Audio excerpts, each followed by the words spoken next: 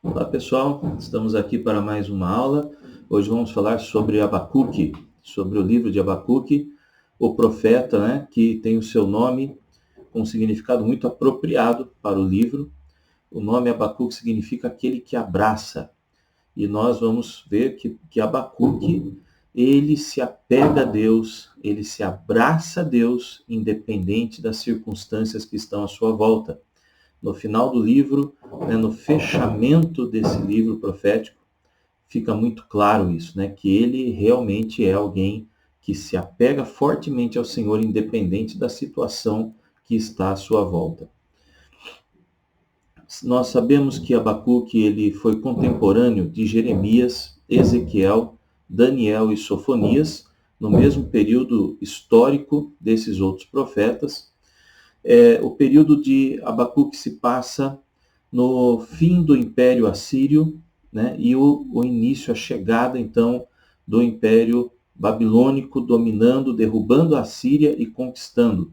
No livro, o profeta fala dos caldeus, porque os caldeus, eles depois se tornam parte do Império Babilônico, são ali da mesma região, então, na verdade, está se falando do mesmo povo, do mesmo império, que são os babilônicos, que vem ali sobre o reinado de Nabopolassar e o seu filho Nabucodonosor, que lidera a campanha militar contra Nínive.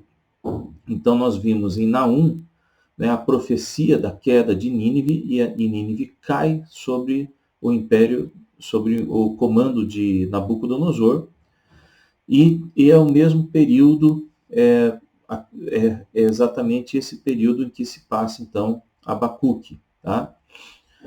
É o final do reinado do rei Josias, que é um rei muito piedoso em Judá, em Jerusalém, um rei que promove um avivamento espiritual, ele promove uma reforma religiosa e espiritual em Judá, em Jerusalém. Os sacerdotes encontram livros da lei, dentro do templo, e Josias, através daqueles livros, das leis do Senhor, da palavra de Deus, então ele promove um avivamento. O rei Josias morre nessa campanha militar, onde a Babilônia está vindo ao norte, derrubando, conquistando a Síria está fugindo, e o Egito sobe para ajudar o povo assírio, e atravessa o território de Judá. Josias vem para se opor aos egípcios que estão cruzando seu território para dar apoio aos assírios que estão lutando contra a Babilônia que está invadindo. E nessa campanha militar Josias morre. E quem assume é o seu filho Jeoaquim, e Jeoaquim desfaz tudo o que o pai fez, e mergulha novamente o povo de Judá no pecado, na idolatria, na rebeldia contra o Senhor. Então, agora nós temos Judá e Jerusalém declinando espiritualmente de uma maneira muito forte e sendo ali já oprimida pelos babilônios, que estão conquistando tudo e que estão vindo para derrubar Jerusalém. Tá? E é exatamente o que acontece. Eles vêm então e cercam Jerusalém, e ali tem o primeiro cerco, a primeira derrota com Jeoaquim, a primeira leva do povo para o cativeiro, e nós sabemos que nesse período, então, estão ali já no mesmo contexto, Jeremias, Ezequiel, Daniel e Sofonias. Daniel vai na primeira leva dos exilados, Ezequiel fica, Ezequiel vai na segunda, e Jeremias fica em Jerusalém, vivendo todo aquele contexto das 3 invasões, das 3 derrotas e da destruição final de Jerusalém, e Sofonias também está ali profetizando dentro desse contexto da invasão e do domínio do Império Babilônico. Vamos lá. Então nós temos esse contexto, tá? Os personagens desse livro são Abacuque e são os caldeus, que são os babilônicos, que Deus levanta. Nesse livro, Abacuque chama dos caldeus, e Deus profetiza falando dos caldeus. que são o mesmo povo. Nos primeiros versículos já de Abacuque, né, Deus nos revela uma situação histórica que é muito semelhante a Amós e Miqueias. A justiça desapareceu, né, da terra prometida, de Jerusalém, de Judá. A violência, a perversidade, a idolatria, a corrupção está desenfreada, né, dominando o povo. Então, são dias tenebrosos, são dias horríveis, e o profeta, ele clama por uma intervenção de Deus e não entende por que é que Deus não intervém. Deus, ele responde que vai intervir trazendo juízo através dos caldeus, dos babilônicos, para punir essa perversidade, para punir o pecado de Judá. E Abacuque, ele se vê então diante de um questionamento teológico muito forte. Ele não entende por que Deus não purifica o seu povo e restaura a justiça, e ele também não entende como é que Deus pode usar um povo pior do que o de Judá, que são os babilônicos, né, pagãos, né, cruéis. Como é que Deus pode usar esse povo para fazer justiça, para trazer a disciplina, para trazer o juízo e a correção sobre o povo de Deus, sobre o povo que é escolhido por Deus, né, sobre um povo que é melhor, né, na teoria de Abacuque, melhor do que os babilônios. Então esse é o dilema em que Abacuque se vê, e esses são os questionamentos que Abacuque faz a Deus. É bastante próximo e parecido com os questionamentos de Jó, por exemplo, né? Diante do sofrimento de Jó. Né? Jó se considera justo, e de fato ele é, e não entende o porquê do seu sofrimento. E Abacuque, ele olha para o povo de Israel, o povo escolhido de Deus, o povo a quem Deus separou, né? O povo a quem Deus se revelou, né? O povo a quem Deus deu o templo e cuja sua glória, né, habitava esse templo e tal. E ele olha e diz, mas como pode um povo pior, um povo que nunca conheceu a Deus, vir e trazer justiça e ser um instrumento de Deus para a correção de um povo santo, de um povo separado, né? E ele fica nesse dilema.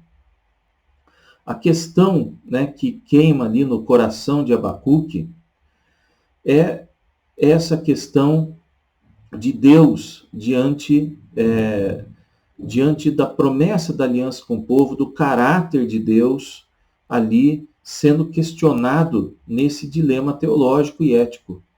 Né? Como é que um Deus bom, né? Como é que um Deus bom traz esse tipo de castigo, permite esse povo estar nessa condição, né? O porquê desse sofrimento, né? O porquê de todo esse pecado ali, né? Como é que Deus permite essas coisas? Então Abacuque se debate com essas questões, mas é uma questão, não significa que Abacuque está contra Deus, não significa que Abacuque está questionando o caráter de Deus, não. Abacuque está tentando defender o caráter de Deus e a aliança de Deus. Abacuque está questionando, né, e as promessas e a aliança que o Senhor tem. Mas o que acontece? A mesma coisa que Jó. Né? Deus, ele não traz uma resposta clara para Abacuque. Deus mostra para Abacuque o que? Você está questionando coisas que você não entende. Você está fazendo questionamentos que vão muito além da sua compreensão. Por quê? Porque Abacuque não consegue ver o contexto todo. Nós que estamos de fora e que temos a revelação, né, da palavra de Deus ali, nós conseguimos entender que Deus usou os babilônios e usou o exílio e usou o juízo que ele trouxe ali exatamente para tirar o castigo, para tirar o pecado do coração do seu povo, para purificar o seu povo. E nós sabemos que quando então ele liberta o povo do cativeiro babilônico, o povo vem e reconstrói o templo e reconstrói Jerusalém e volta a servi-lo, e acontece ali um reavivamento. Então, Deus ele purificou o seu povo dessa maneira. Abacuque está num contexto ali, onde ele está vivendo este momento, né, de Deus trazendo o juízo, do povo mergulhado no pecado, Deus ordenando que ele trouxesse profecias, né, de castigo, de punição, e Abacuque, então, não compreende bem essa situação, porque ele está ali no olho do furacão, né, vivendo aquela situação toda em loco, e não compreende porque ele não consegue enxergar além. E Deus responde para ele como? Né? Apenas confie. Você não pode compreender isso. Né? É mais ou menos isso que fica ali, né? que Deus coloca para Abacuque. Mas nós vemos que no fim, o que acontece? Lá no final do capítulo 3, Abacuque compreende, né, que Deus, e ele expressa isso e demonstra isso, fica muito claro, né, a compreensão de Abacuque de que Deus deve ser adorado por aquilo que ele é e não por aquilo que ele pode oferecer. E Abacuque, então, né, traz aquele fechamento belíssimo do seu livro, né, onde ele ora a Deus e onde ele faz um cântico ao Senhor, onde ele está cantando uma oração a Deus, declarando que mesmo que as árvores não frutifiquem, mesmo que não haja gado, mesmo que não tenha nada, ele ainda vai confiar no Senhor, ele ainda vai adorar ao Senhor. Então, ele adquire uma compreensão correta e muito profunda da adoração a Deus, que deve ir além das coisas materiais, além das bênçãos que ele pode oferecer, além da provisão, além das promessas. E Abacuque compreende, ele tem esse crescimento espiritual, ele adquire essa compreensão, mesmo não obtendo respostas claras e diretas para os seus questionamentos. Né? E é assim que nós devemos servir a Deus. Porque nós podemos estar em alguns momentos assim também, dentro de situações que não compreendemos, que não entendemos por que estamos passando por aquilo, por que Deus está permitindo aquilo, ou até mesmo porque Deus está trazendo aquela situação. No caso de Judá, o próprio Deus estava trazendo esse juízo, né? E mesmo assim nós devemos adorar a Deus. Mesmo assim ele é digno de adoração, ele continua sendo digno da glória, da honra, do louvor, do nosso culto a ele, né? Da nossa oferta a ele, da nossa entrega a ele. Ele continua sendo o mesmo Deus. Né? Mesmo que nós não compreendamos completamente, nunca vamos compreender completamente. Então, uma doutrina fundamental que aprendemos aqui é a natureza do juízo de Deus. Deus, ele traz juízo, ele usa, né, instrumentos aqui na terra para exercer juízo, e esse juízo é para punição, mas também é para purificação. A natureza da adoração correta a Deus, que deve ir muito além, né, das bênçãos que ele pode conceder ou não. Né? Ele deve ser adorado por quem ele é, tá? E não por aquilo que ele pode fazer, mas por quem ele é, na sua essência eterna e imutável. E a justificação pela fé. Né? Os seres humanos são salvos por meio da fé em Deus somente. E é isso que nós vemos Abacuque expressando aqui. Né? Quando Abacuque fala do Deus da minha salvação, no capítulo 3, no verso 18. O caráter que Deus expressa aqui é de que ele é glorioso, de que ele é justo, né? Ele se ira, ele traz a justiça, mas ele também salva.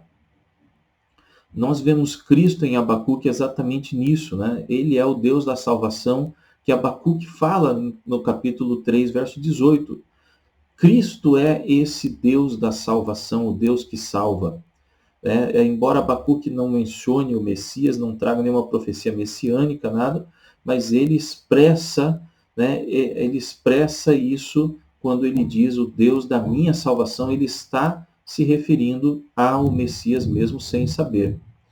Abacuque também prenuncia a vinda, né, de Cristo para a salvação, quando ele diz no capítulo 3, verso 13, saíste para salvar o teu povo, para libertar o teu ungido.